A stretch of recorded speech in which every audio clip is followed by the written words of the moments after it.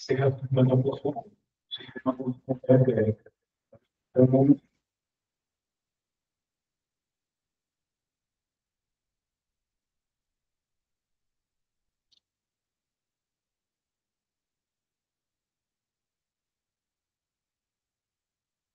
tem que associar, né, todos os profissionais e todo o conjunto.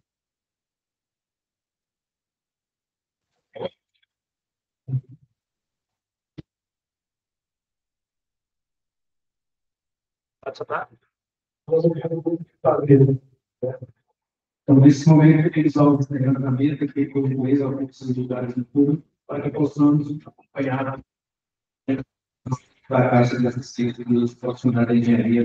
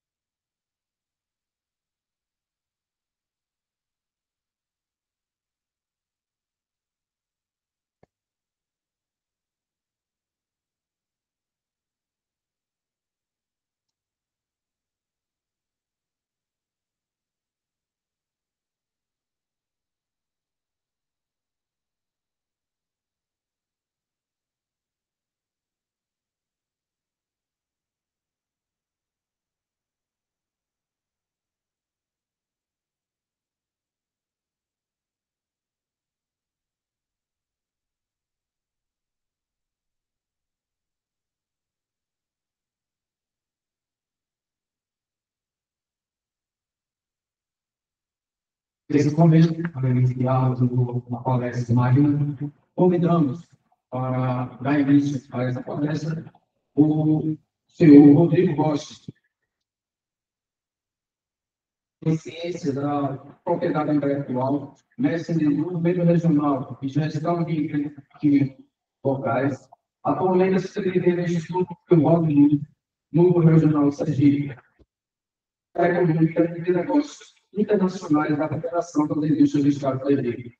Professor de atuação com a graduação da Universidade de Areia, e certificação do trabalho de desenvolvimento conselheiros, certificação profissional em paz, anticorrupção, certificação profissional internacional em gestão de risco. Com a palavra, do Rodrigo Rocha.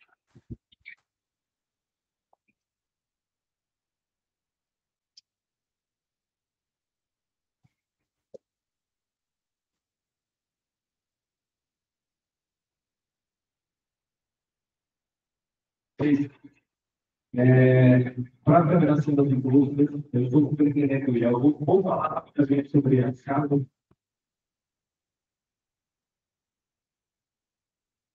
Ele, uma associação que tem esse foco industrial, é muito importante para a Federação.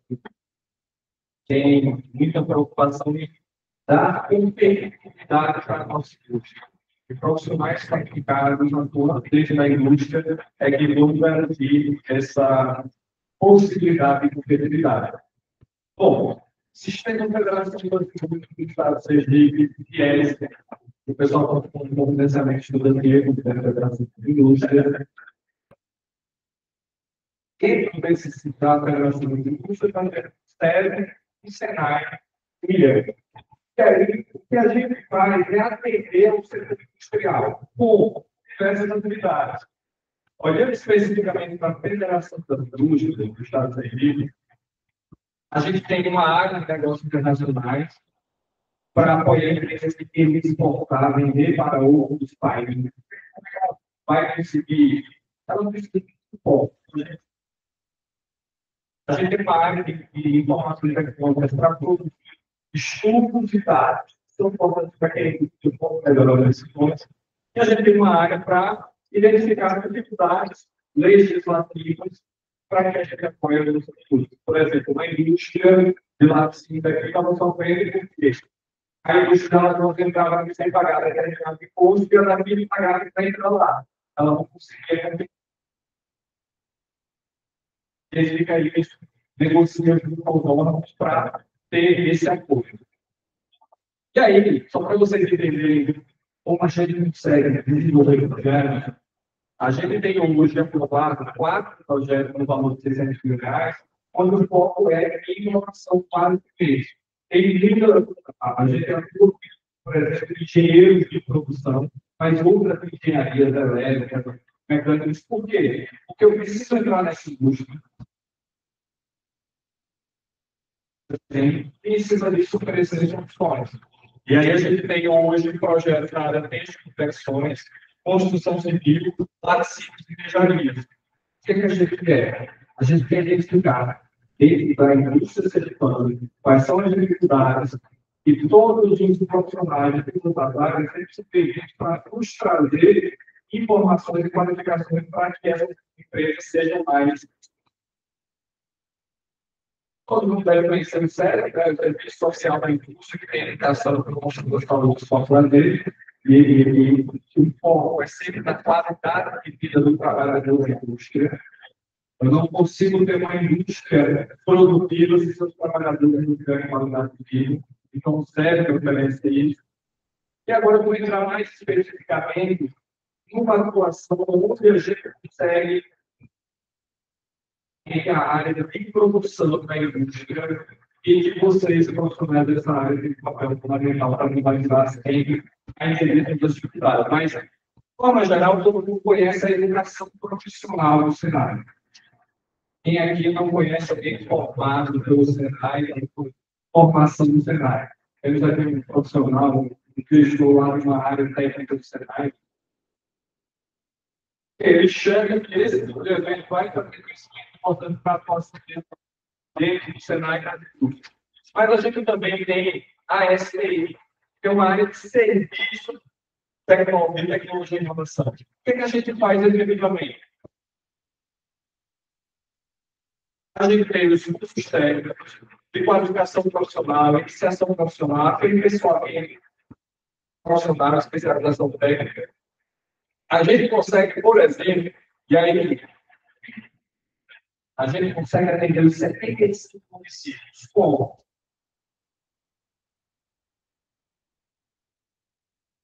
Esse caminhão aqui é um dos 19 que a gente tem. A gente tem 19 unidades móveis. A gente chega numa cidade, essa carreira ela se abre, se transforma numa sala de aula com todos os equipamentos necessários. E vai ser fundamental, por exemplo, uma formação muito forte no interior, mecânica de motocicleta. Você chega lá dentro, não precisa, forma ali 20 pessoas, quantas pessoas a gente consegue? 40 pessoas, 2 ou 3 meses, a gente chega lá, oferece a informação. Essa formação é o início para ele abrir um pequeno negócio, para ele conseguir um emprego. Então, esse tipo de carreira aqui, ó, essa aqui de confecção, mas igual a essa, ou com outros cursos dessa 19 carreiras dessa, e é para isso, para atender a indústria sergipana. Só que a gente não tem só a formação, a gente tem o atendimento técnico.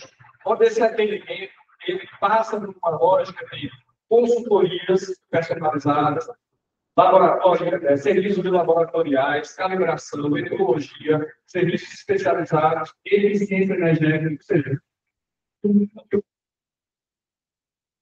esteja falando tem competitividade. Talvez eu tenha falado com algumas pessoas que a indústria tem que saber demais do que o serviço do comércio em geral. Ninguém vai cortar o cabelo na China. Ninguém vai, uma mulher que vai fazer a unha na China. Mas os produtos que estão sendo utilizados ali é da indústria chinesa. Boa parte você vai ter ali aquela máquina que vai cortar o cabelo da indústria chinesa. Às vezes o produto que está sendo usado pela mulher tem na indústria chinesa. E o que a gente vai fazer? Porque a gente não tem a nossa indústria brasileira, em especial na terceira planta. Se a gente conseguir fazer com que as empresas elas tenham mais eficiência e sejam mais competitivas. Pensando nisso, nós temos um hub de inovação, onde esse hub de inovação ele está interligado com mais 26 institutos pelo país inteiro, com várias áreas, onde a gente consegue desenvolver projetos de pesquisa e desenvolvimento em eletroquímica, energias renováveis, engenharia de estrutura, logística. Ou seja, eu tenho espalhado pelo país unidades que estão especializadas em desenvolver projetos nas mais diversas áreas, e temos também o Instituto Senai, onde, por exemplo, a gente tem aqui eletromecânica. São institutos que vão fazer com que a gente atenda qualquer demanda do setor industrial. Se a gente não tiver um especialista aqui no Estado, a gente vai buscar no país esse especialista. Para aqueles projetos que eu falei lá no início, por exemplo, que é a referência na área de texto, confecção e química. Ou seja, se eu não tiver ninguém do Estado, às vezes não compensa. Tem uma estrutura clara para atender muitas indústrias. Mas aquela indústria precisa ser atendida. E como é que a gente faz esse atendimento? Buscando no país inteiro quem tenha esse crescimento. O Senai está sempre estimulando a inovação dentro das empresas e dos seus alunos, criando desafios onde eu identifico quais são as dificuldades que a indústria seja isso voltar desafios para aqueles estudantes, estudores, professores convidados, diversas instituições.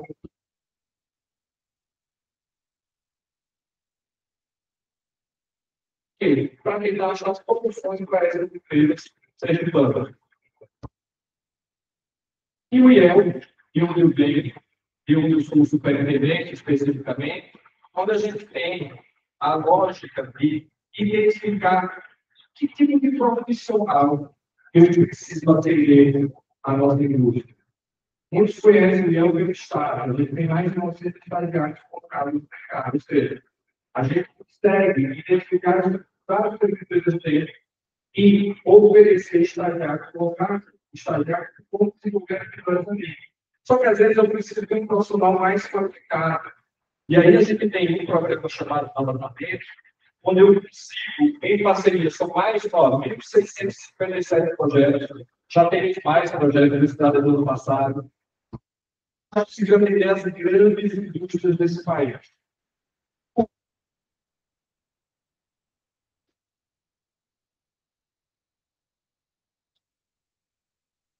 Então, ela tem dificuldade. Eu fiz um projeto aqui no Estado, onde eu tive que trazer um estudante, por isso também, que é uma área que existia, analisando o projeto, existia diversos. E, para justamente atender a empresa com algum projeto, e ao final, todos os estudantes estavam lá fazendo isso. Porque a gente precisava desse profissional mais qualificado. E aqui eu vou trazer um exemplo de uma pesquisa que a gente realizou, onde a gente identificou em 75 indústrias pesquisadas que a grande maioria das empresas elas têm interesse em participar em projetos de inovação. nunca participaram, mas a grande maioria tem interesse. E é aqui onde a gente precisa nascer.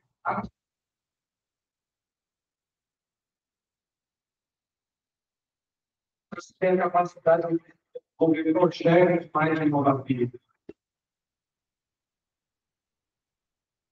Às vezes a gente vê um profissional de engenharia pode resolver um problema pontual, mas tem uma capacidade muito maior de desenvolver projetos para um problema mais específico. Porque o que acontece? Às vezes, o que é que você está precisando é algo que não tem ali pronto no mercado. E se não tem pronto no mercado, os engenheiros são os profissionais mais para desenvolver algum projeto. Tá? E as empresas estão querendo, elas não sabem como pegar, às vezes, o fomento, porque elas não sabem escrever um projeto para captar aquele recurso que tem recurso disponível. Esse ano, a gente teve o maior edital da sua história de inovação, por 12 milhões de reais para apoiar projetos de inovação. Quem conhece esse detalhe de inovação? E precisam de profissionais, estudantes, professores.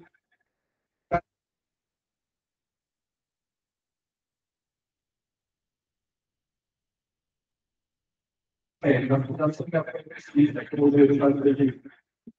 Infelizmente, uma pessoa crescia, outra cresceu, 3, 4, 5. Ou seja, as pessoas precisam saber que tem indústria querendo. Só que elas precisam ter esse conhecimento. Então, assim, a gente já apoiou o desenvolvimento de projetos que já são 600 mil reais em projetos que as empresas vão desenvolver. Caso que a live do primeiro vídeo foi para trazer específico que a gente fez um atendimento recente, que foi através do NAS Digital, que é um instituto de apoio à gestão da inovação, onde um convênio entre a Confederação Nacional da Indústria e o CNPq fizeram que, nos estados, se atender empresas para elas terem o que a gente chama de transformação digital. Como é que eu faço a transformação digital? Eu preciso ter gestão da inovação acontecendo. E isso depende de várias etapas. Eu preciso desde um mapeamento. Será que a empresa tem algum? Esse é um desafio. A gente fala sempre em competitividade exige inovação, mas e as empresas estão evoluindo?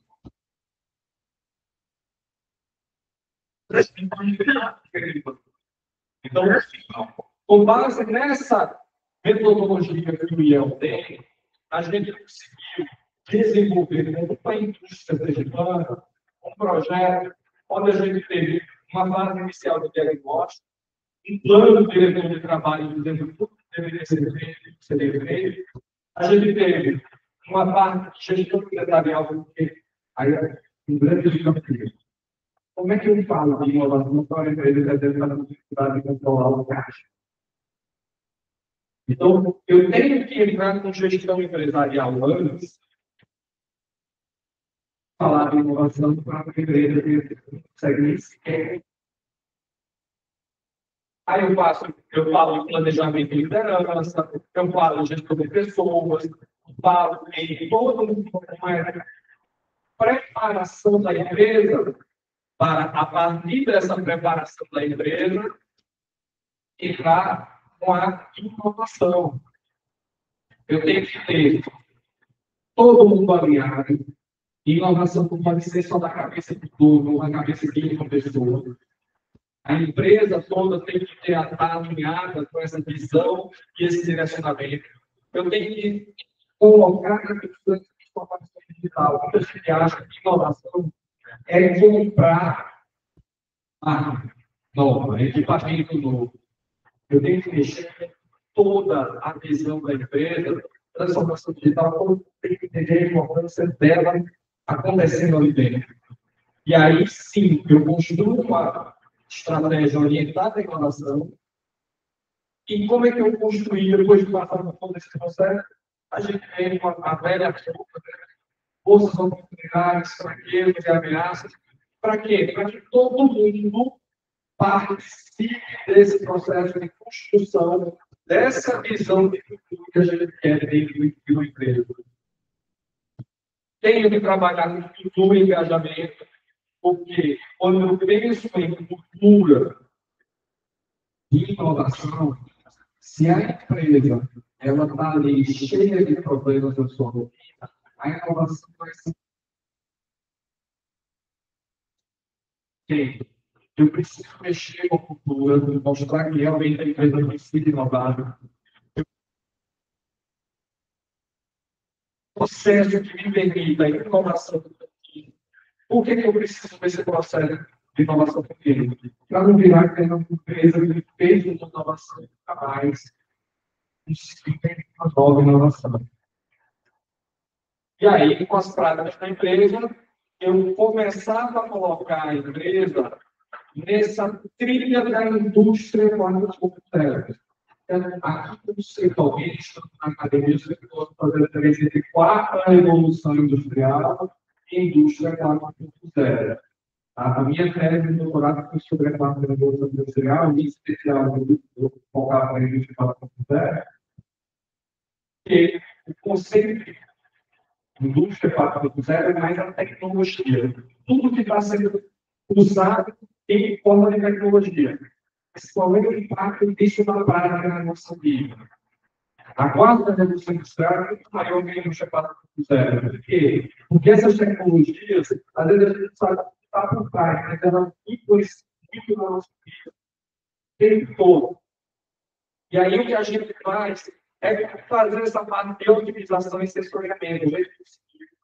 E aí é um projeto que iriam 3 a 6 meses, dependendo da empresa, mas no máximo 6 meses que eu conseguia fazer a empresa ter resultados muito interessantes. Quem da produtividade é muito grande. Por quê? Porque o eixo na empresa ele está muito tempo. A gente está entendendo vários em parcerias cenários, onde a gente consegue reduzir os serviços ali, fazer a velocidade aumentar em 40%.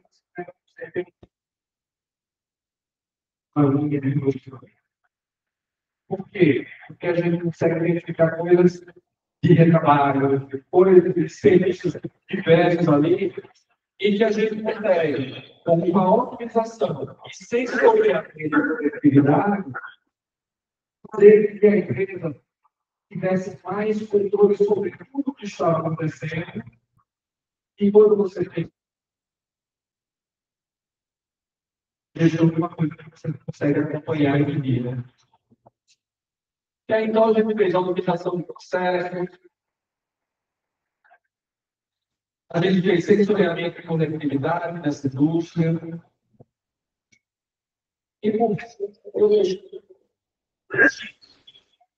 E aqui sempre importante dizer, quando eu falei de serviço, de apelamento, é sem a necessidade de comprar nenhum equipamento novo, nenhuma máquina nova, contratar nenhum funcionário novo, é só otimizando o que já tem ali no plano industrial.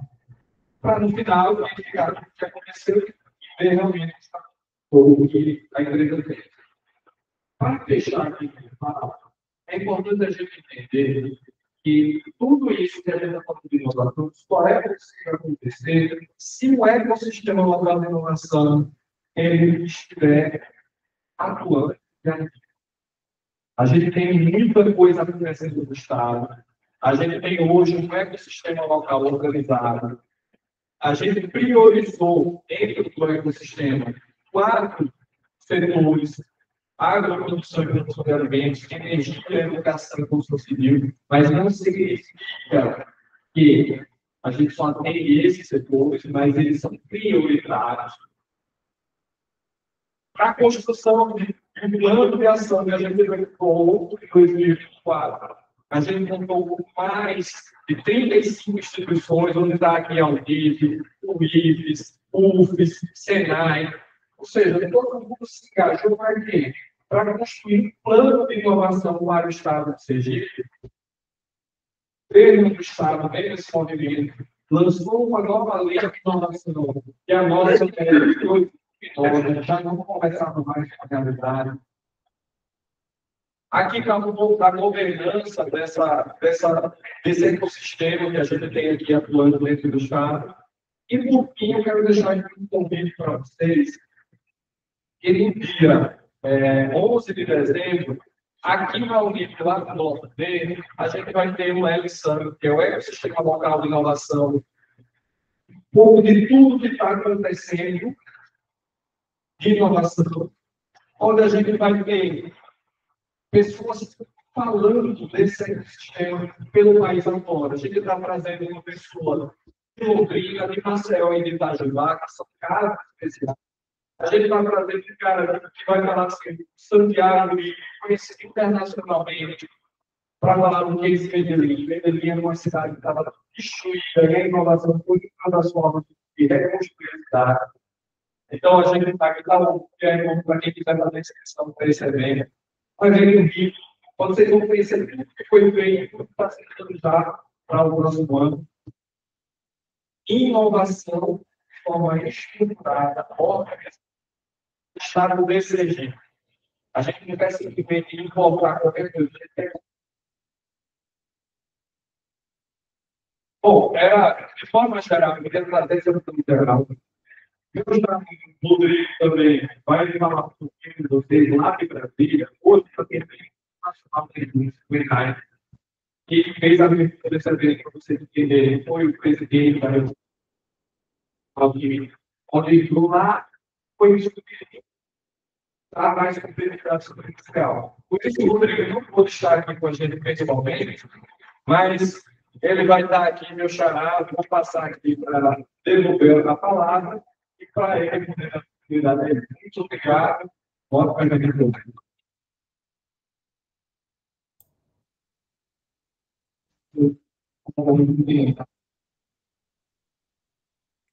Do hoje passei, procurando engenharia mecânica não.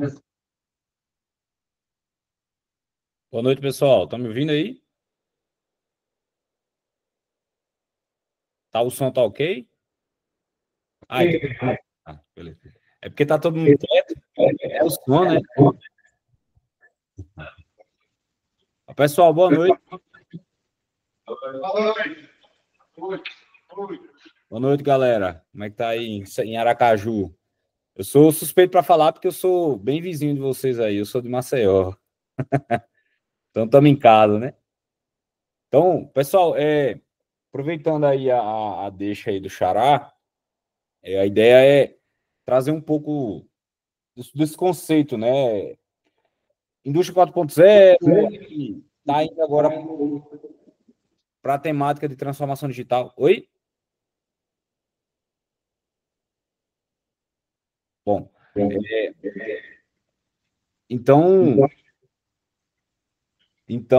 a ideia é mostrar um pouco da história, mas também, assim, alguns desafios que a gente está vendo, e mostrar um pouquinho aqui, né, do que tem. Eu não sei quantos de vocês já estão familiar com isso, apesar de ser um conceito um pouco, vou dizer assim, já tem 2024 já tem 13 anos o conceito da indústria 4.0, mas agora que a gente está começando a ver nas indústrias brasileiras, né, acompanhando, começando a se inteirar, e a própria mão de obra sendo preparada para isso, né? A gente tem um desafio muito grande, é uma jornada gigante.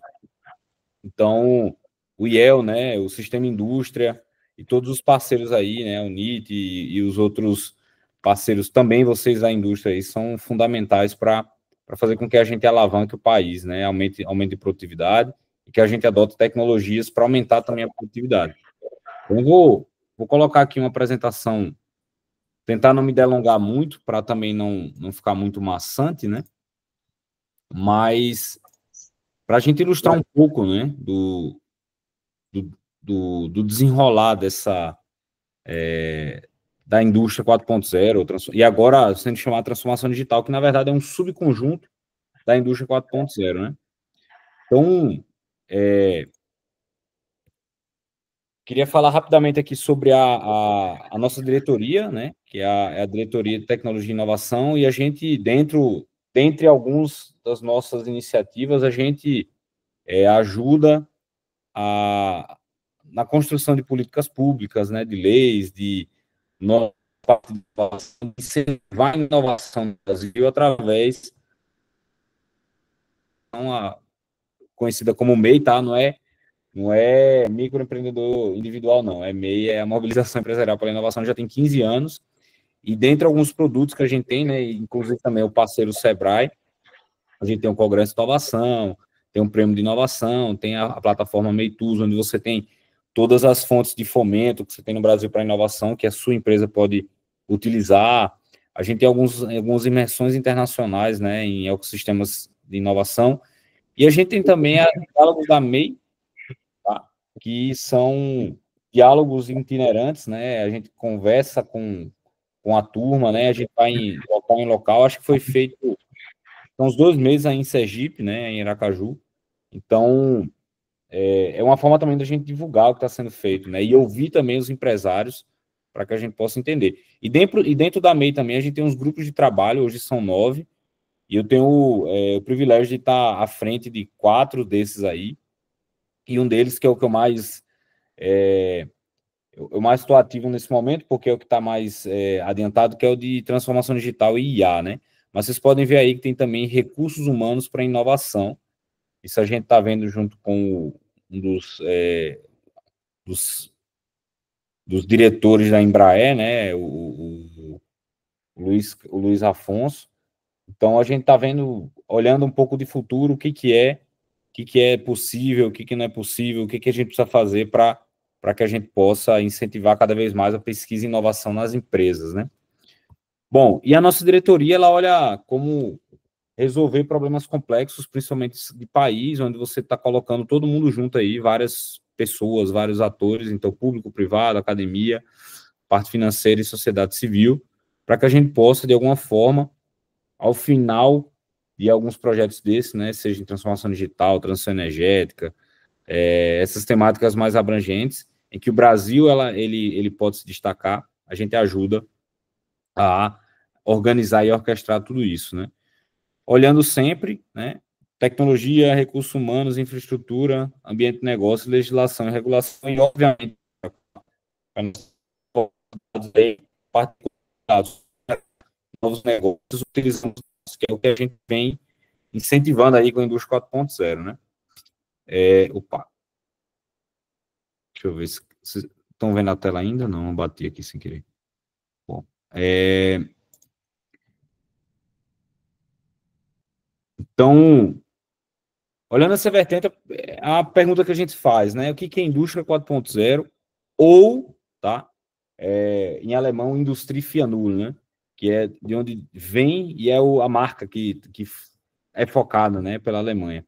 Só para vocês terem ideia, é uma evolução e uma revolução, né, que vem acontecendo. Então, imagina a gente lá no século XIX, como é que a gente vivia, né? Eram roupas, era tudo feito de forma manual, basicamente, em pouca escala, então era difícil, era caro, e a gente não tinha qualidade de vida boa, né? Nas escolas, era giz, era material com madeira, então não tinha um conforto tão agradável assim, né? Só que lá no século XVIII, a gente teve o que a gente chama de primeira revolução industrial, que é aquela revolução em que você tinha basicamente ferro e carvão, né?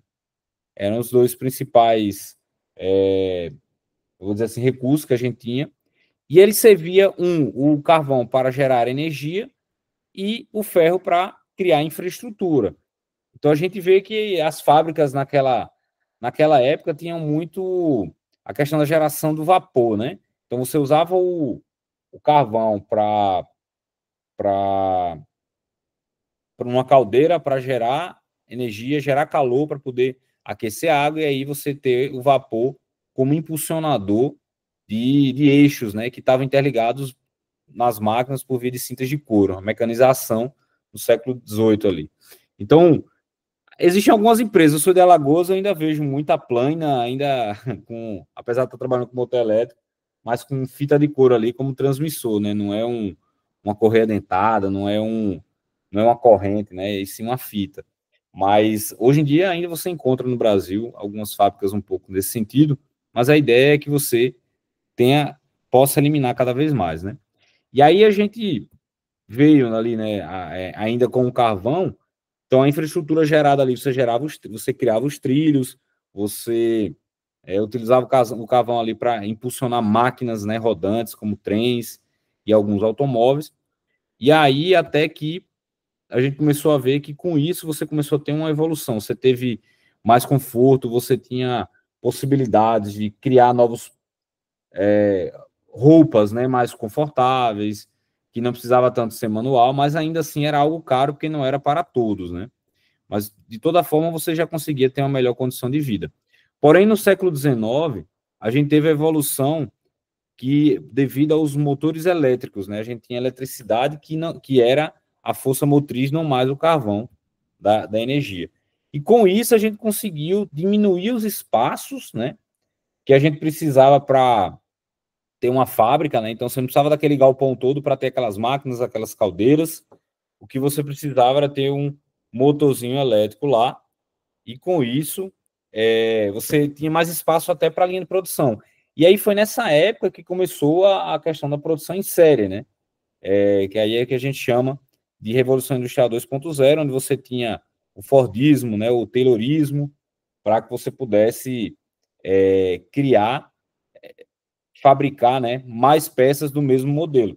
E era, acho que, se eu não me engano, era o próprio Ford, né, que falava assim, ó, você pode ter um carro da Ford de qualquer cor e de qualquer jeito, contanto que seja preto, né? Ou seja, você não tinha variação do produto. Então a gente vê aí, né, que cada um começou a saiu da charrete para os automóveis, né, os veículos automotores. E aí a gente tem até um famoso filme ali, que são os Tempos Modernos, Charlie Chaplin, em que você tem a repetição, né, a questão de colocar o ser humano ali na frente da linha de produção e você ir apertando parafuso, por exemplo, fazer muitos movimentos repetitivos, né? E aí esse filme é uma sátira, mostra que você pode acabar tendo problemas que a gente sabe hoje, né? Que existem problemas. Mas o que a gente teve de ganho com isso aí? Você tinha um menor custo, uma vez que você multiplicava a potência, né? Até do próprio motor ali. Você não precisava ter um motor muito grande e muito carvão para poder gerar a mesma energia que você tinha com motores elétricos ali, né? Que aproveitava a energia elétrica para poder impulsionar a mesma quantidade, né? De força. Então você tinha menos custo, consequentemente você tinha mais lucro. Então essa revolução a 2.0 ela aumentou a produtividade, eficiência e a qualidade na produção de bens. E aí você começa a ter novas indústrias, como foi o caso automotiva, né? O Ford, como eu comentei aí. Então, só que você também conseguiu criar novos produtos, não só na área automotiva, mas também na área de corte e costura, né? Na área têxtil, na área também de cosméticos, né? Você começou a ter mais pesquisa ali por trás, começou a ter inovação, e você conseguia fabricar esses produtos para você ter agora uma maior maleabilidade, um maior know-how e uma maior possibilidade de criar novas fábricas, né? Porém, a gente tem um problema grande aí, que, como vocês viram, ainda existe, né, muito controle feito por humanos ali. Então, consequentemente, o que a gente acaba criando são erros. Então, como evitar essa criação de erros, né? A gente tem aí a criação aí dos robôs, né? Que começou na década de 60, 70 ali. Você começou a utilizar a informática e você tem essa tecnologia habilitadora ali, né? Que a gente chama tecnologia habilitadora, que é a informática, a eletrônica, né? E as telecomunicações e a robótica, consequentemente. E aí você começou a diminuir esses erros, né? Então, a indústria automotiva, ela é uma das forças motrizes desse sentido, né? E você tem os manipuladores robóticos, à época ainda eram hidráulicos, tá? Vê aqui os cabinhos hidráulicos aqui, os mangotes, tudo mais, mas que já aumentava a precisão, né? E, consequentemente, a produtividade das fábricas, né? Então, a gente começa a ter aqueles painéis elétricos ali, mais antigos, mas isso na época era mais... como é que eu posso falar? mais eficaz, né? Você diminuiu, né? Você conseguia monitorar e fazer o controle não mais de forma mecânica, mas de forma elétrica, via relés, via controladores lógicos programáveis, né? Aí você começa a ter uma customização, inclusive, de máquinas, né? E de painéis aí, modulares, tá? Então, com o advento da terceira revolução industrial, você começa a ter um aperfeiçoamento dos controles produtivos, né? Você começa a salvar, gravar, não mais em papel. E aí você tem também um outro fator ali, que é a automação industrial. Então, nessa época, começou a ter um boom na parte de automação industrial, né? E aí, com isso, né, você tem um controle, tem uma automação industrial, você começa a ter maior transparência, você começa a aumentar a competitividade do seu negócio, você começa a acelerar a quantidade de... acelerar a sua fábrica, né? O quanto você entrega, você diminui o tempo de entrega de um produto, né, na fabricação. E, obviamente, você tem menores reclamações, porque uma vez que você consegue ter um processo, até como o Xará aí falou da questão de otimização, como você consegue ter um processo mais controlado, você começa a ter menos variação no seu produto, que deve, na teoria, deve ser o mesmo padrão. Então, você tem menos reclamação do cliente. A peça quebra menos, ela tem menor diferença de tamanho, por exemplo, de uma caneta ou de uma haste, ou até, vamos falar assim, de uma grua, né?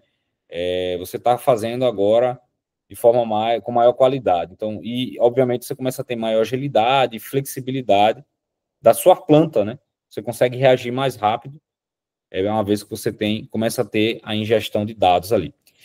E aí passou a automação e acontece que a gente vem cada vez mais aí com a evolução da eletrônica, né, os transistores, e aí vem o advento ali da internet das coisas que a gente fala, né?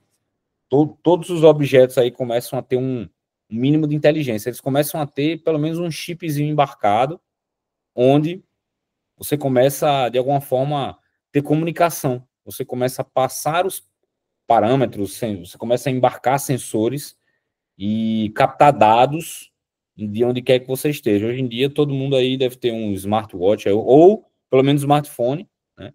Pelo menos nessa sala aí eu tenho certeza, todo mundo tem um smartphone.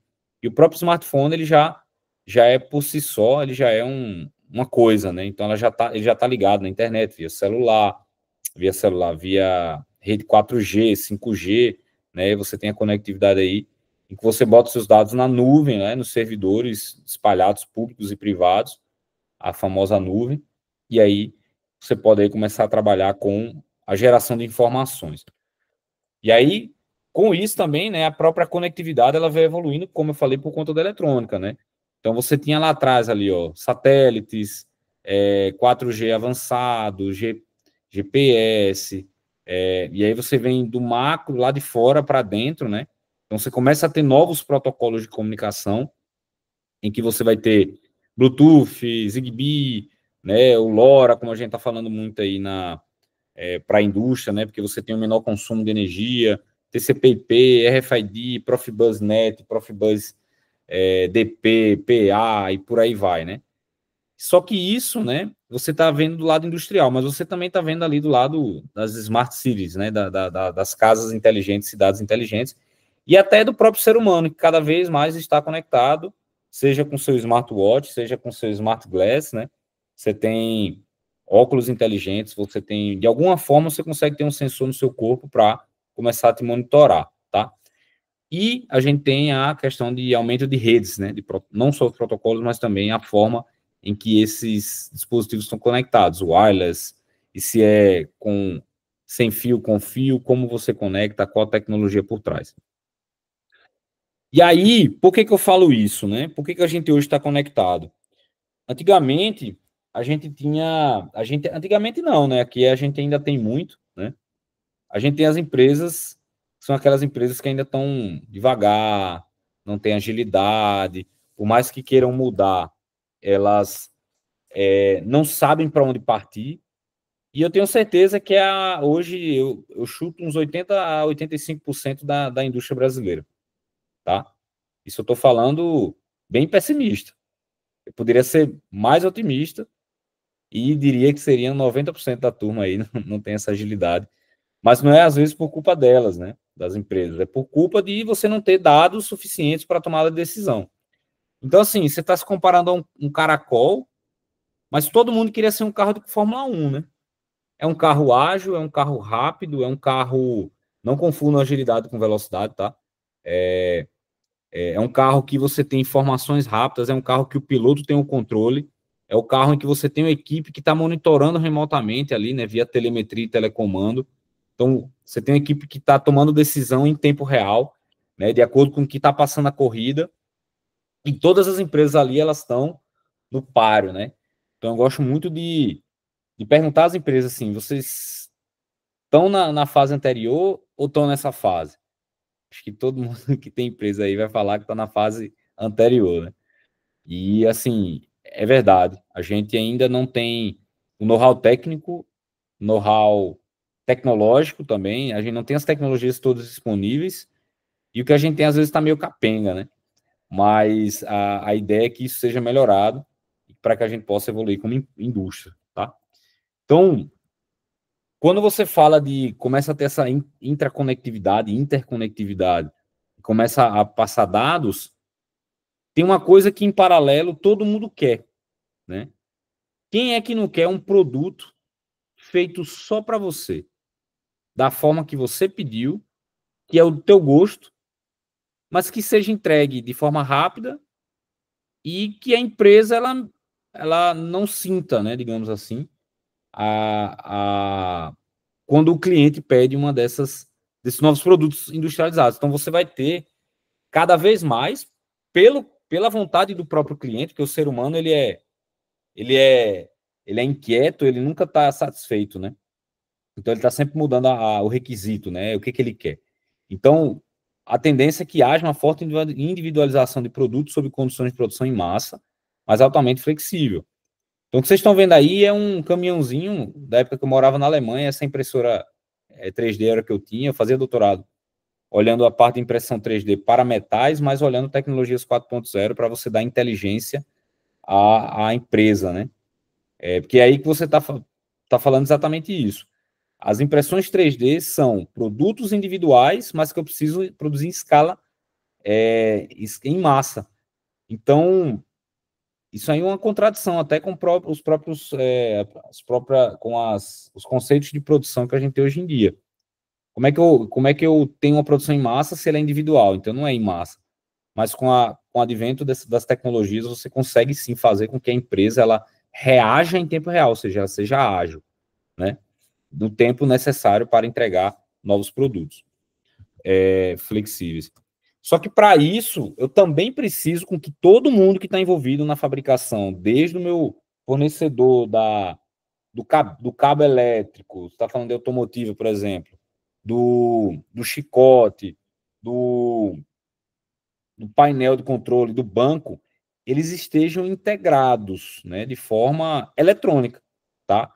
Então, é necessário com que a empresa, ela esteja integrada, ela esteja dentro da cadeia de valor mesmo, mas observando o que acontece. Então, ela também fornece dados e ela busca dados. Por quê? Porque a gente precisa fazer com que a cadeia de valor, não só a montadora, mas tudo aquilo que precisa, ela seja otimizada em tempo real. Aí eu volto ao que o Xará falou aí. Falou de otimização, né? Então, como eu fazer com que minha empresa não perca, não tenha desperdício, mas que eu me adapte na velocidade que eu preciso para atender o meu cliente, entregar um melhor produto, com menor tempo, mais sustentável e com menos dor de cabeça, né? Com maior confiabilidade.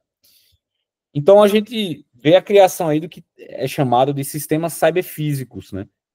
Que é nada mais, nada menos do que traduzir para o virtual aquilo que é real. Ou seja, é utilizar sensoriamento, né, conectar. Então, você está falando de sensores digitais, de presença, de medição de temperatura, né, sensores analógicos. Fazer essa captura e jogar numa nuvem, num servidor, seja seu, seja público, mas de alguma forma que eu consiga refletir o que está acontecendo no chão de fábrica no mundo virtual. Porque agora, uma vez que eu tenho a captura desses dados, eu consigo trabalhá-los e gerar inteligência para a empresa, né? Então não adianta nada, eu tenho a empresa ali, mas se eu não tenho informação do que para onde eu preciso ir, de forma em tempo real, digital, eu não vou conseguir me otimizar, tá? E eu gosto de fazer essa analogia do seguinte: para que a gente tem isso? Para ter agilidade empresarial. Então, você está dentro de um caça, você é o piloto de um caça, uma piloto ou um piloto de um caça. É um avião extremamente moderno, mas que a direção é dada por você, né? No tempo necessário e fazendo com que todos os sistemas se adaptem àquilo que é o cliente, digamos assim, né? Que está na cabeça ali. Então, o que você vai ter, uma vez que você está no caça, com essa modernidade, tendo dados disponíveis ali, tudo digital, com as tecnologias necessárias, você vai ter um menor tempo de resposta e, consequentemente, você vai ter um crescimento da sua empresa, do seu negócio. Você está respondendo rápido ao cliente, sendo ágil no tempo que ele precisa e entregando melhor com menos problemas, né?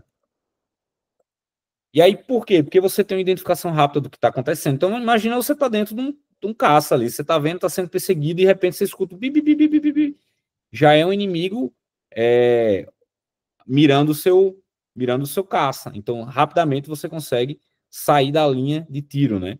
Então, você consegue ser mais assertivo, você tem um rastreamento do que está acontecendo. Imagina que tem uma falha na sua máquina. Você consegue fazer vou dizer, backtracking ali, né, o rastreamento para trás e identificar a causa real daquele problema e tratar aquela causa para nunca mais acontecer, né? E com isso você consegue otimizar e diminuir custos, né? Otimizar a operação e diminuir custos. Então, só para vocês entenderem de onde vem o termo de Indústria 4.0, ele surgiu em 2011, na Feira de Hannover, como um projeto de estratégia de alta tecnologia. Porém, em 2013, aí eu tive a sorte e fui privilegiado em conseguir estar lá nesse período, né? Fiquei 5 anos fazendo meu doutorado nessa parte lá. E aí eu vi isso nascer, vi isso evoluir, né? E saiu como roadmap estratégia nacional, olhando sistemas embarcados. Olha que legal. Sistemas embarcados são esses sistemas que você tem software ali dentro, eles são independentes. Então, tinha uma estratégia nacional de alta tecnologia, onde você tinha o foco de desenvolvimento para sistemas embarcados. E olha que massa, o principal foco era as pequenas e médias, não eram as grandes. Porque precisava fazer com que a indústria alemã média ela alavancasse e aumentasse mais ainda, né, tivesse mais valor agregado, que é diferente do Brasil, a gente tem muito commodity, na Alemanha não tem. Então, eles vivem de inovação, olha que bacana. Eles vivem de criar coisas novas, de criar novos produtos. Então, a economia alemã ela é muito forte em produtos em que você usa muito o cérebro, né? Então, carros avançados, eletrônica, né? Então, você tem uma estratégia de ensino muito forte. Só para vocês terem ideia, estão lendo ali BMBF. BMBF é o Ministério Alemão de Pesquisa e Educação. Gravem isso. Pesquisa em educação. Por quê? Eles não veem a pesquisa longe da educação. Então, os investimentos são feitos na educação olhando pesquisa também e vice-versa. Porque você sempre deixa um legado. Então, a gestão do conhecimento lá é muito forte, né? Você não recomeça como a gente faz no Brasil. Às vezes você faz mestrado, doutorado que fica na gaveta. Não é essa a ideia. A ideia é que o próximo venha e continue aquilo, né? O próximo pesquisador, pesquisadora, continue aquilo que você iniciou para não ficar na gaveta, né? Então, lá é muito forte essa cultura. Então, a indústria 4.0, a indústria FIANU, ela é um termo coletivo para tecnologias e conceitos de organização de cadeia de valor, né?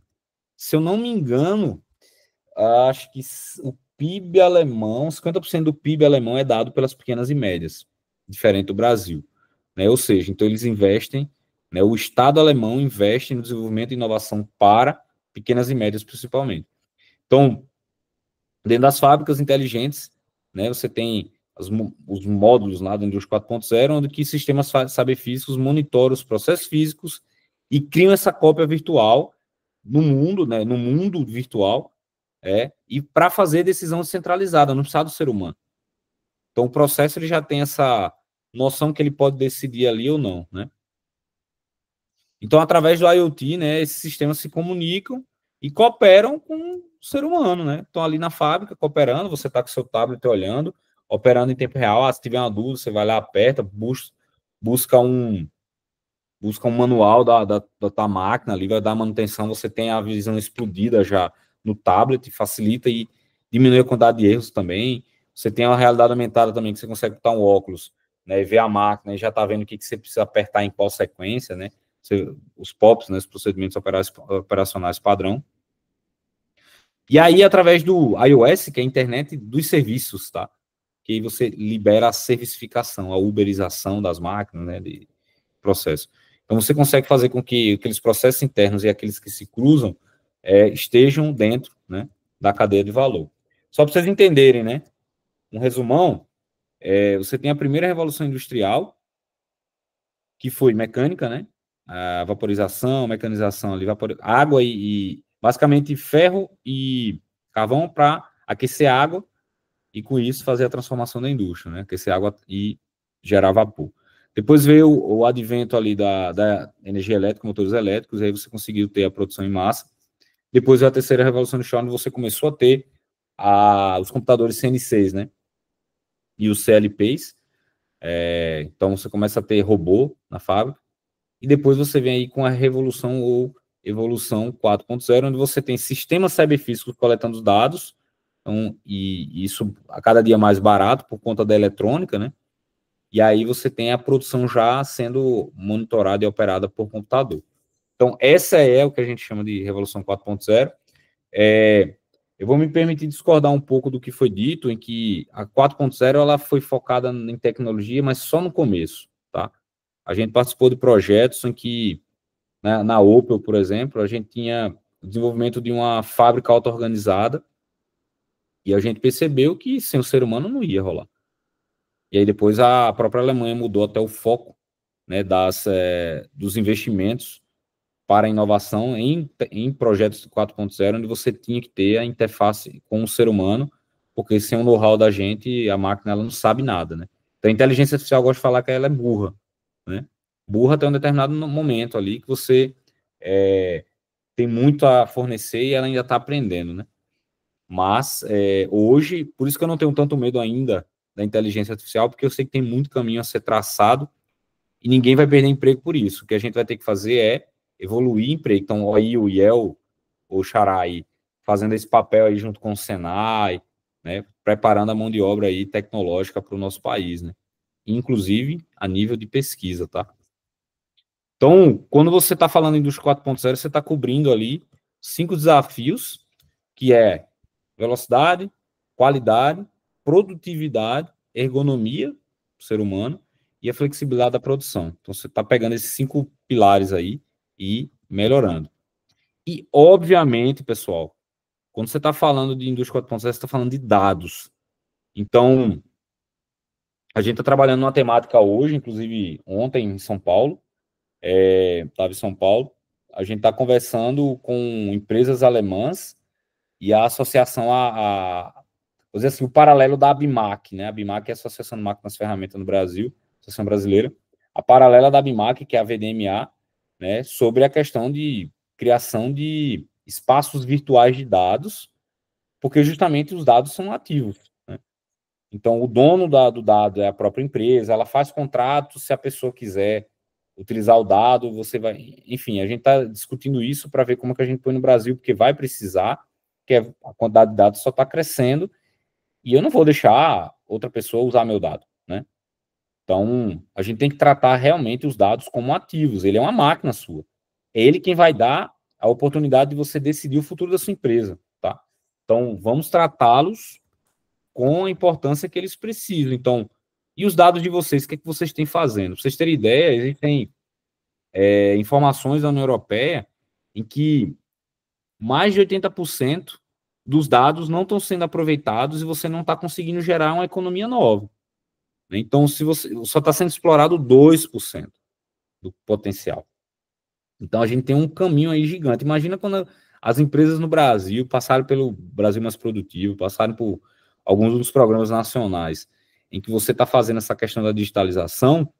Imagina você colocar isso em prática, um mundo de dados que você vai ter. E a possibilidade de ter novos modelos de negócio para sua empresa e você conseguir capitalizar com isso, né? Então, como diz ali o Jack Ma do Alibaba, né, o dado, a gente está começando o período dos dados, né? Então, a ideia é que a gente aumente a lucratividade do nosso negócio através dos dados.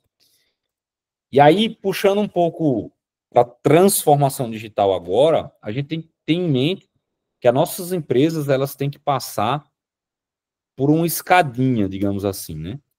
Que são 3 conceitos básicos, que é a digitização, a digitalização e a transformação digital. Existe ainda muita confusão do que são esses 3 termos, mas basicamente a digitização é você buscar o dado que era do papel ou de uma forma analógica para o digital, né? É a coleta de dados. Então, você tem que transformar um papel num formulário digital para que você tenha, de alguma forma, copiado, né, aquela cópia virtual que eu comentei lá dos sistemas cyberfísicos, aquela cópia virtual, cópia para o mundo virtual. E aí, depois, você começa a utilizar tecnologias digitais para começar a melhorar o seu negócio, ou habilitando modelos de negócio novos, ou melhorando o teu processo. Então, aqui, você ainda está falando em digitalização, que é a utilização de tecnologias digitais, tá? E, por último, você vem com a transformação digital, que aí é a estratégia da empresa para escalar o uso dessas tecnologias de uma forma ordenada e que realmente impacte no dia a dia. Aqui é uma cultura.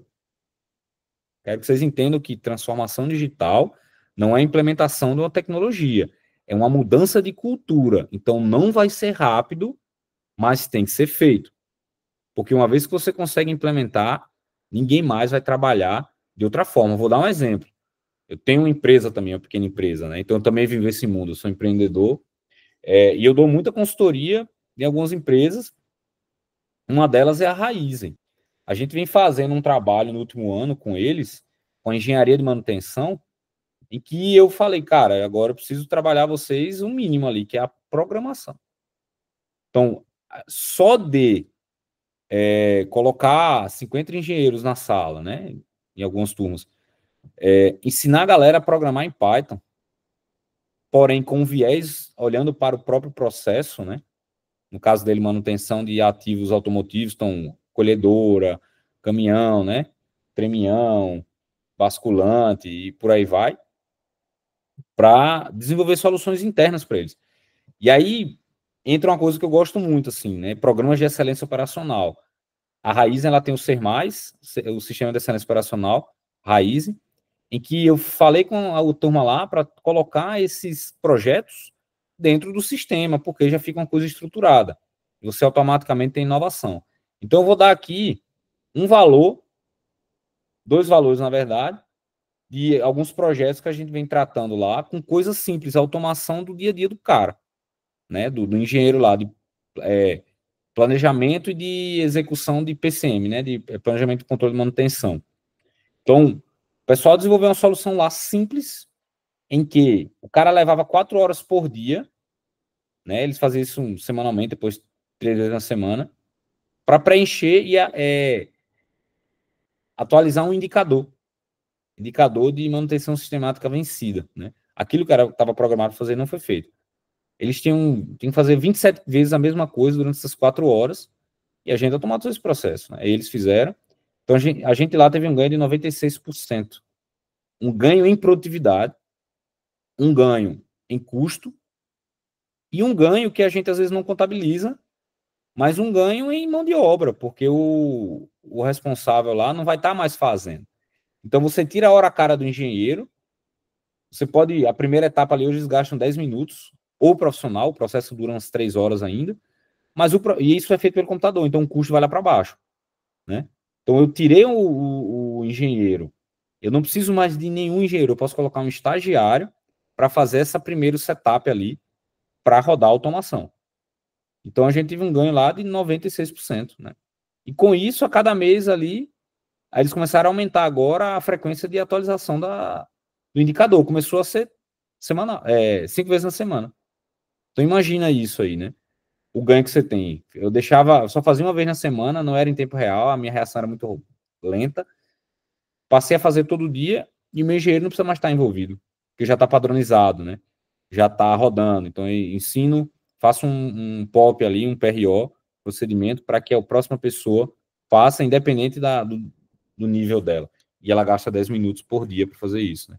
Então, são pequenas coisas que a gente mostra. E aqui eu tenho resultados com ganhos de transformação digital na Alemanha e nos Estados Unidos, utilizando algumas das tecnologias. E aí eu falo ali, na Alemanha, você teve aumento de até 30% em produtividade.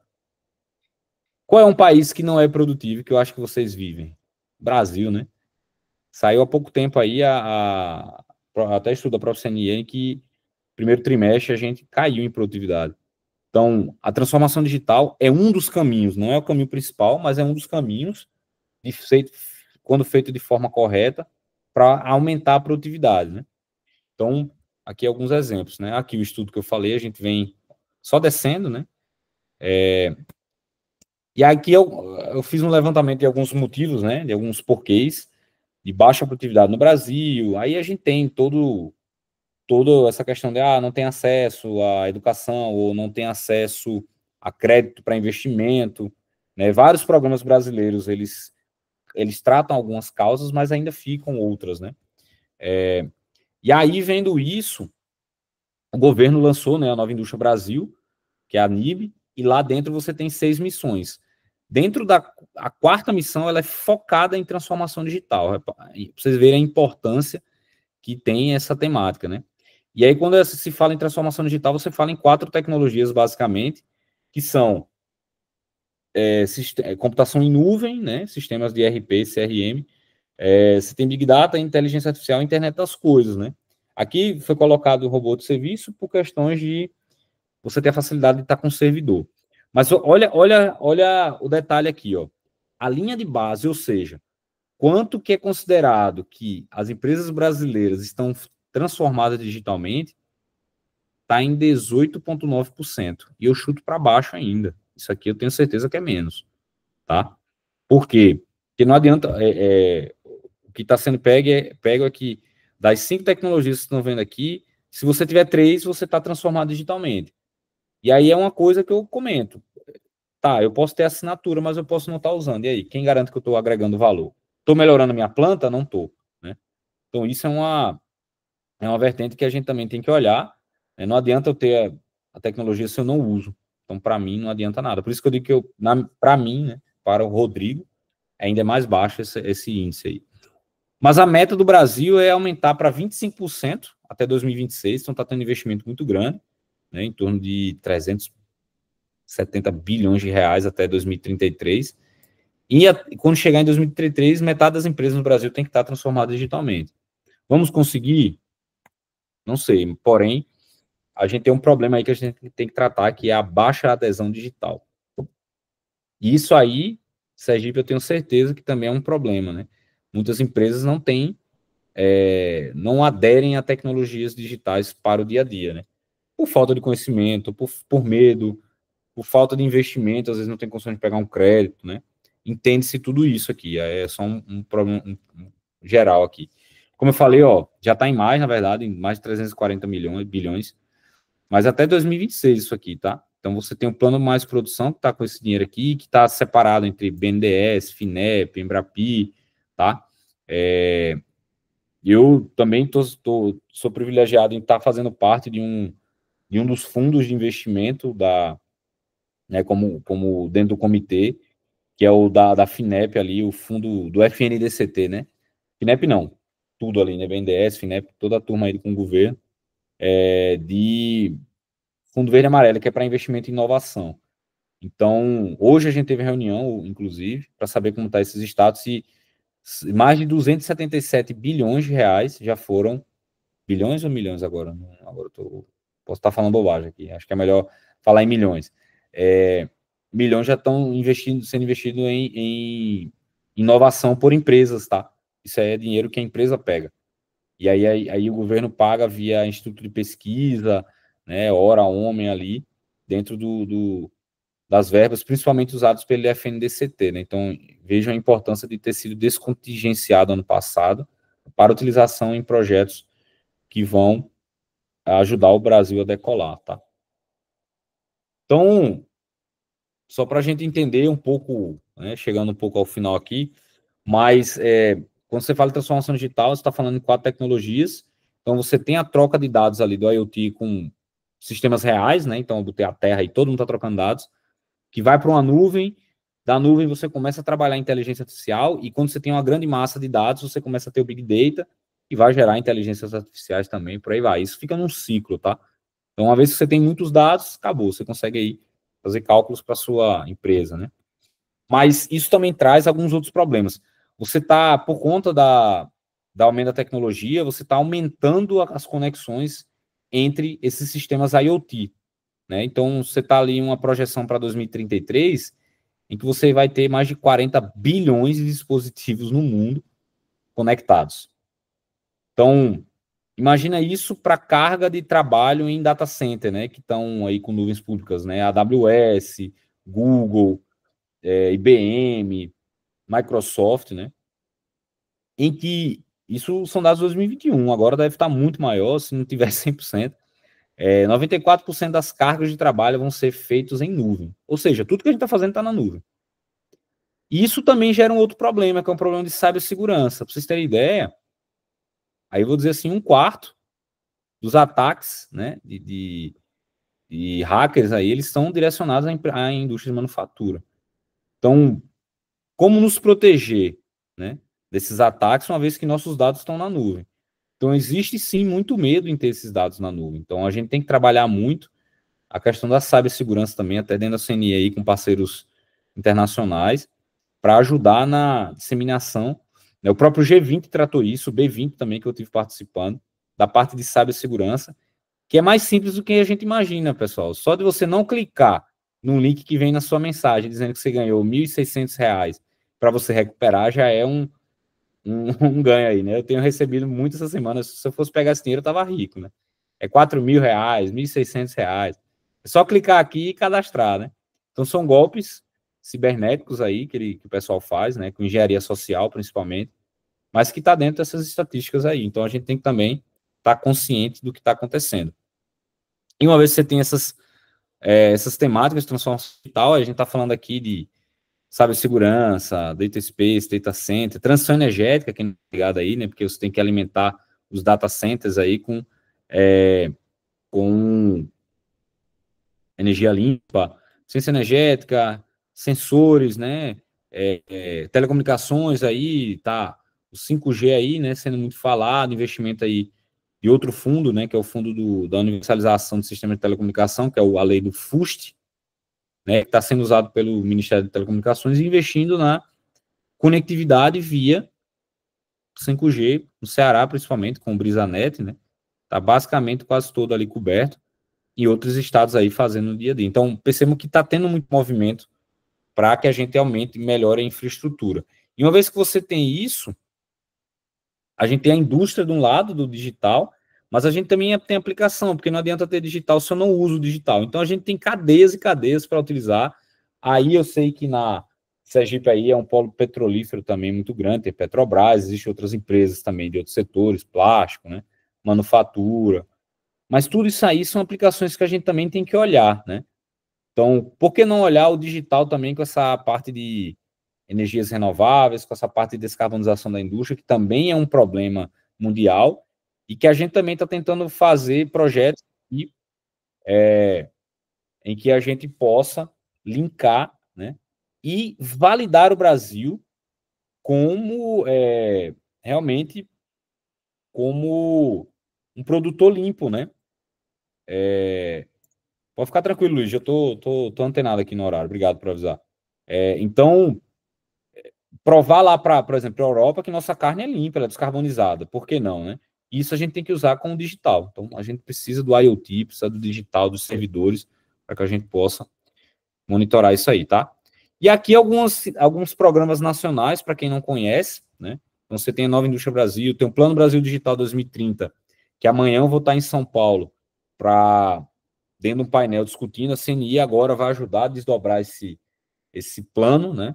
Então, já deixo vocês de antemão convidados também para participar. A ideia é que a primeira fase já foi entregue pela Brascom, né, que é a Associação de Empresas de Software. Ela fez e já entregou na mão do presidente. Então, a ideia é que a gente, como CNI, parceiros agora, comecemos a destrinchar a fase 2. Né? E, enfim, você tem estratégia do governo digital e por aí vai. E aí eu trago de volta aqui a questão, olhando a engenharia da gente, Brasil, né? A gente tem as tecnologias relevantes aí pela Nova Indústria Brasil, então você está olhando a IoT, que vai partir lá do piso, você está olhando servidores, Big Data, inteligência artificial e robô de serviço. Então, assim, como preparar a nossa mão de obra para isso? Como preparar a nossa indústria para isso? Então, o IEL tem um papel fundamental nisso, né? Junto com o MEC, junto com indústrias, a própria CNI também. Então, como eu falei, transformação digital é um processo no qual as empresas fazem uso da tecnologia para melhorar desempenho, aumentar e alcançar resultados melhores, garantir os resultados. E é uma mudança estrutural, é uma transformação, é cultura, também cultura. Porque para você aprender a trabalhar com tecnologia, você tem que mudar a sua cultura, abrir a cabeça, ser mais digital. Hoje eu não vejo mais um engenheiro ou engenheira sem saber programar, é o mínimo assim que eu falo, né? Outra coisa, você vai ter cada vez mais papéis multidisciplinares, né? Então, você vai ter galera de elétrica trabalhando com marketing, você vai ter pessoal de marketing entendendo melhor como é que está dentro da minha fábrica, o processo produtivo. Então, você vai ter um aumento de equipe aí multidisciplinar, né? E aí, pessoal, só para deixar também na cabeça de vocês, assim, quando a gente está falando em transformação digital, indústria 4.0, você está falando em otimizar processos antes de tudo. Por quê? Você digitalizar processos que já são ineficientes, você vai ter processos ineficientes digitalizados. Então, você vai escalar o que é ruim. Porque agora você está deixando produzir dados e dados, só que coisas ruins. Então, o ideal é que você comece a otimizar o seu processo antes de você começar a digitalização. Porque senão você vai estar digitalizando o caos, né? Então, vamos ficar assim. Então, indústria zero no final das contas, ela é 30% tecnologia e 70% pessoas, processos, organização do seu chão de fábrica. Tá bom, pessoal? Agradeço a atenção. Espero que não tenha sido muito maçante aí, mas eu quis trazer para vocês um overview do que eu venho vivido, do que eu venho visto e do que também está sendo feito aí no Brasil e no mundo, tá? Então, fica à disposição aí para as perguntas.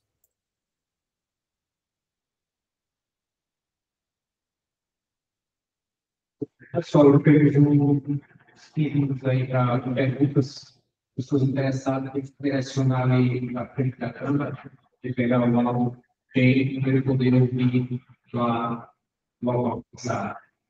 Tá, perguntas.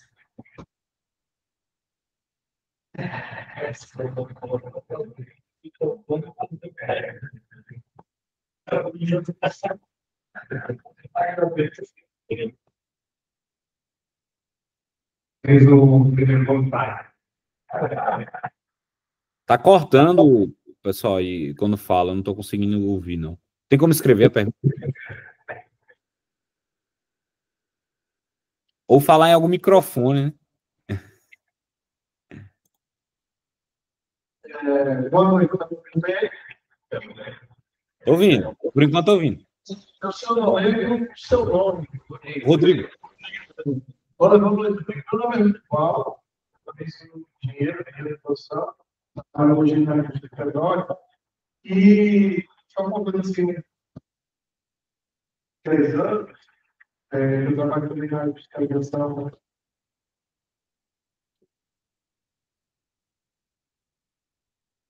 Ficou mudo. Está ouvindo? Está ouvindo? Agora tô, mas ficou mudo quando você tava falando.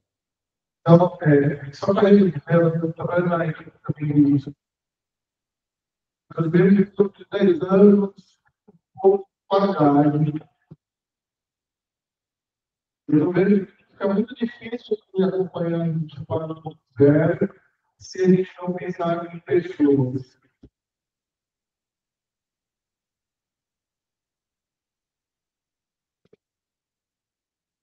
Então, eu estou mais manual, mas tem pessoas que você está atrás, a gente tem que ter essa qualidade. Mão de obra na questão, a parte de informação, da primeira parte de qualificação do mão de obra. Então, eu estou entendendo. Então, o que você tem de visão em relação a esses essas ideias relacionadas ao trabalho de qualificação das pessoas.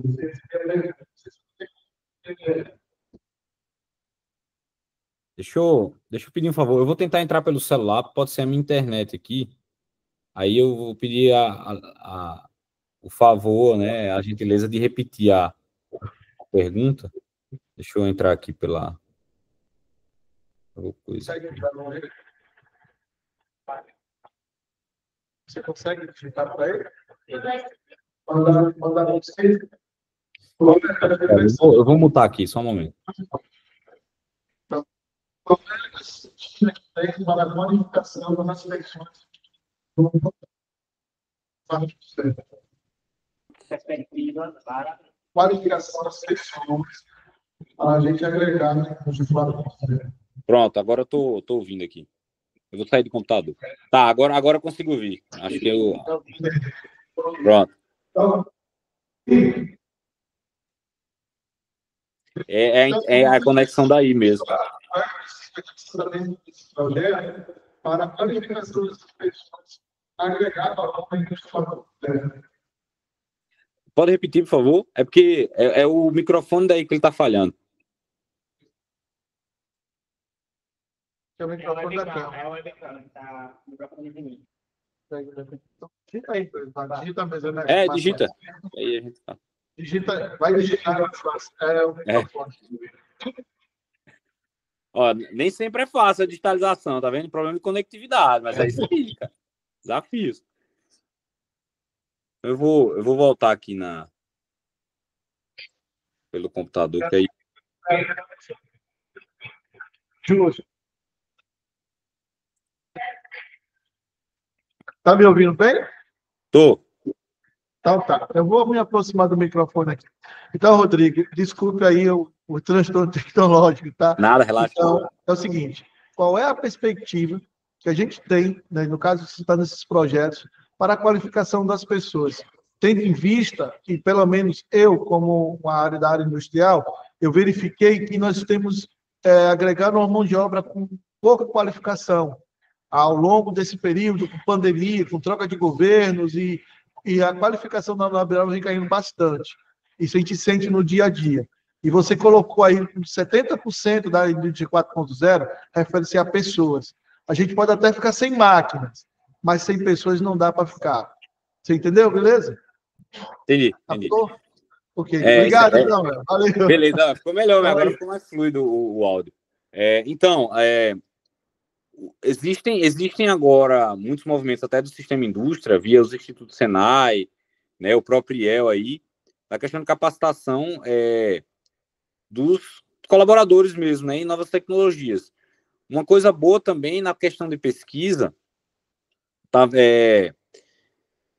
existe um programa chamado RAI, eu acho que é Recursos Humanos Aplicados na Engenharia, alguma coisa assim, em que o CNPq vai investir via Fundo, né, Nacional de Desenvolvimento de Ciência e Tecnologia, FNDCT, bolsas para empresas pequenas e médias colocarem pesquisadores nessas empresas para melhorar, né, capacitar e resolver problemas mais complexos. Então, assim, são dois exemplos, né? Mas, com certeza, o papel do MEC aí é um papel muito fundamental, né, junto ao MCTI, né, para incentivar nas políticas públicas e fazer com que a mão de obra melhore. Mas, assim, nada também vai... Agora, a velocidade vai ser uma. O que é necessário também é que as empresas também investam na capacitação dos colaboradores, né? Porque a tecnologia ela muda rápido e as universidades elas não acompanham no mesmo passo. Então, tem também o papel da própria empresa em fazê-lo, né? Em investir na capacitação do seu colaborador, sua colaboradora. Nossa.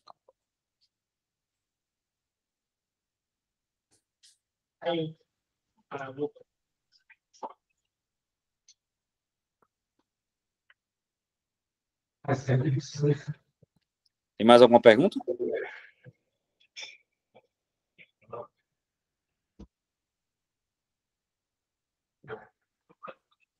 Rodrigo, boa noite.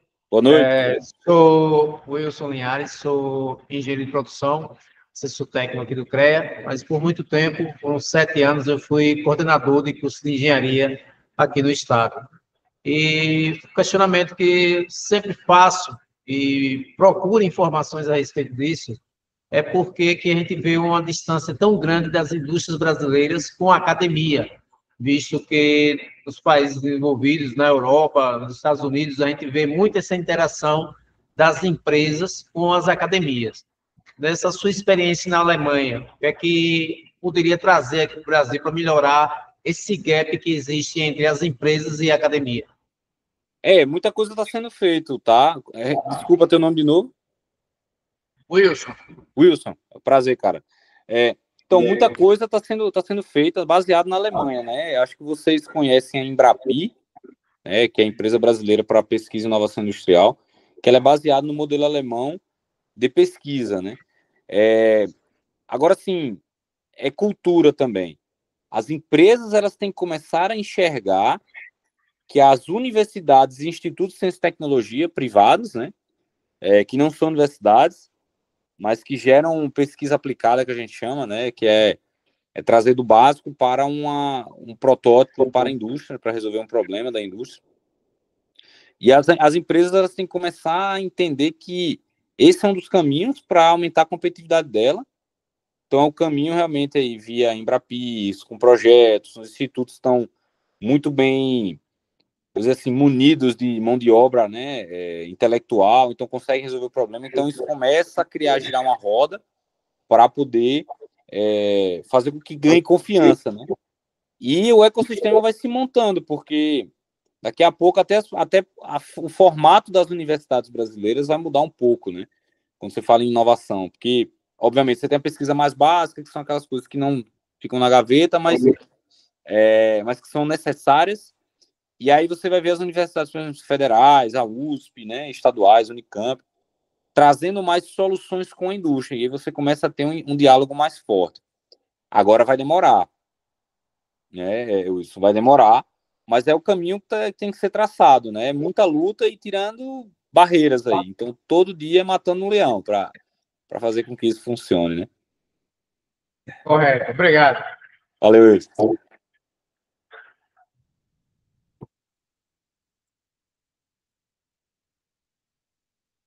Você me ouve? Estou lhe ouvindo. Pronto, aqui é Marco Domingues, sou presidente da ABMEC. Opa, tudo bem? Bom, queria te agradecer essa tua disponibilidade de estar falando com nós agora. E, particularmente, queria te perguntar uma coisa. A nossa associação, ela promove esses eventos, ela dá cursos, né? Ela tenta fazer uma aproximação da indústria com as escolas.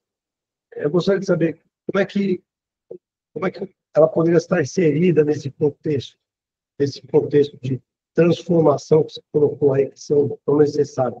O que mais ela poderia fazer, entendeu? Eu penso muito... De novo, teu nome, que eu não peguei. Como a ABMEC... Não, o teu nome. O nome?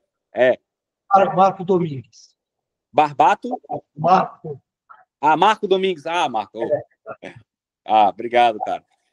Assim, a gente vê muito o papel das associações como incentivadores dos associados, né? Para o senhor ter ideia, muito das iniciativas que a gente está fazendo aqui é com a ajuda de associações. Então, a gente tem, como eu falei, a Brascom, tem a ABMAC, tem a BINC, que é a Associação Brasileira de Internet das Coisas, né? Eu estou puxando mais para o que eu estou trabalhando hoje. Então, a gente está muito engajado, eles estão ajudando muito na construção de programas, né? Na discussão, trazendo as empresas associadas para discutir essas temáticas com a gente, com entes públicos, né? Então, assim, é um papel bem ativo mesmo, assim, que vocês estão fazendo, pelo que eu percebi, mas também trazendo um pouco de ideia de projeto, assim, qual que é a necessidade maior do meu associado no sentido de resolução de problemas, tá? Esse aqui. Então, vamos tentar ir atrás de um Senai, tem investimento, tem dinheiro disponível? Tem. Vamos ver quais órgãos de fomento ajudam a escalar esse dinheiro, a alavancar mais, né, como a Embrapi, né, quando você está falando de inovação, ou algum desses programas nacionais como é o caso do Brasil Mais Produtivo, né, onde você tem disponibilidade aí, consultoria de Lean de graça, de 600 horas, tem a transformação digital. Então, tudo isso são formas que dá para ajudar a associação a ajudar os associados e, consequentemente, a indústria, né? Porque os associados são industriais, é grande parte aí. Complementar essa pergunta da seguinte maneira: todas as associações que você colocou aí são associações representando as empresas. Uhum. Nossa associação é a Associação Brasileira de Engenheiros Mecânicos Industriais. Tá. Aí é CPF, né? Somos engenheiros, nós representamos, defendemos os profissionais. Uhum. Mas nada impede, Marco, de você fazer isso via CPF. Tipo assim, os CPFs, né? Irem atrás das associações também, mas irem atrás e ajudar a articular isso, né? Porque é um trabalho muito de articulação, então não impede de ir atrás, de buscar, de fazer pressão, entendeu? Para escolas melhores, engenharias melhores, laboratórios, conseguir com empresas, né? Porque essa galera aí, os engenheiros, eles estão vinculados a algumas empresas, no final das contas, né? Isso também é uma forma. Alguns fatores, fazer uma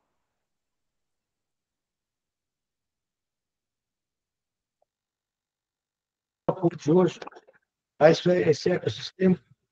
Como é Você que... Fale falou o nome. da BIMAC. A BIMAC é uma associação da indústria de máquinas. Isso. Né? Ela tá vinculada ao sistema, ela está participando ativamente, contribuindo com ideias. Existe alguma associação de profissionais associada já participando do sistema? Não que eu saiba, eu tenho que olhar, Marcos, isso aí eu não tenho de cabeça, não. Mas não que eu saiba. Geralmente são empresas... Como nós podemos estar participando do processo, entendeu? Não, então, é porque eu acho que tem duas coisas, né? Tem uma coisa que tem a Associação Brasileira associada à CNI, e tem outras que não são. Por exemplo, a BINC, ela não é associada à CNI, ela não é CNI.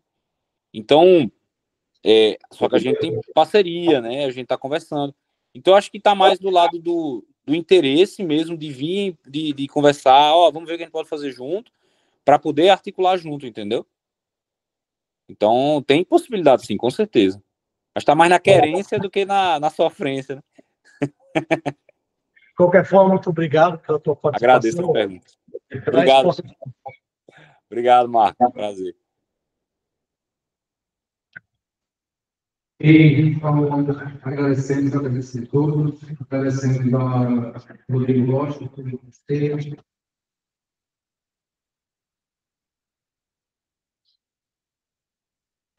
Daremos continuidade ao evento. Lembrar que a gente vai fazer a premiação do melhor trabalho técnico na sexta-feira, encerramento. Ok, então, meu ponto de aula aqui comentou que na sexta-feira estaremos premiando os melhores trabalhos técnicos do evento. Estaremos